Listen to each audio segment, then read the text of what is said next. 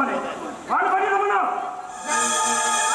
నా ఇంటికి వచ్చి మా నాన్నని వాడు అంటావా? వాడు ఏమైనా పెద్ద మనిషి అనుకుంటావా? మర్యాద వాడికే మీరు నాలుగోళ్ళదే గొప్పవాళ్ళు అనుకుంటున్నారు. కుక్కల కన్నా హీరో. ఇప్పుడేనా మా ఇంటికి వచ్చి మాతో మమ్మల్ని ఎదిరించి మాట్లాడి స్థితికి వచ్చేవాడు మాట నువ్వు. ఎక్కడిదే మీకు ఈ గౌరవం? రమ్మనే వాడి రమ్మను. ఇప్పుడే తెలిసేస్తాను.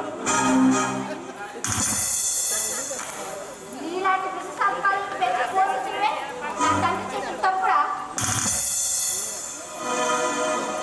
బాబు బాబు చెప్తేనే బాబు చేస్తుంది, కానీ నీ బాబు తోడపుడు గారి ప్రాణాలే తీశాడే.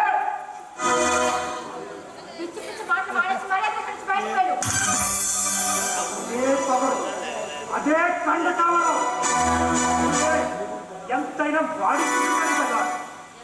నీకు నింటుంటే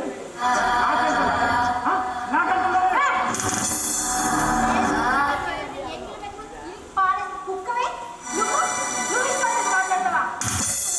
నువ్వు వెళ్ళి మా ఇంటి గేట్ దగ్గర కాపులాగే అదే పని.